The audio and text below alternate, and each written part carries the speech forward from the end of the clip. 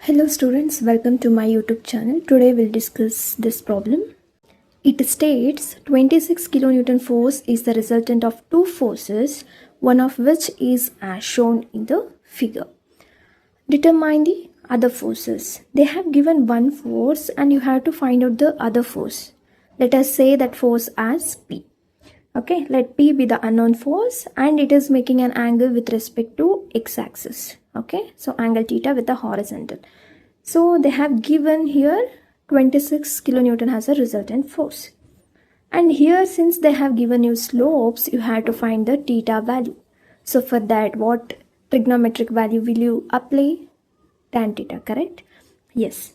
So here for the theta 1, apply tan theta. Tan theta says opposite by adjacent. So here they have given tan theta, that is theta is equal to, theta 1 is equal to tan inverse of opposite by adjacent 12 by 5. 12 by 5. So you will get the value of theta 1 as 67.38. Similarly, you have to do it for this theta 2, that is 3 by 4, opposite by adjacent. You will get it as theta 2, 36.87. Now we have got theta 1 and theta 2. Next, our job is to find out the horizontal and vertical components, correct? So for that, we'll solve sigma fx, summation of fx is equal to summation of resultant forces in a horizontal direction, correct? So sigma fx is equal to rx. Since we don't know one force, that is P, we will write it as P cos theta. If it is making angle with respect to x-axis, then the horizontal component will be cos theta, correct? So unknown force is P, making an angle with respect to x-axis, that is P cos theta. Next is this one. Horizontal component of this force is 10 cos theta 2, that is 36.87.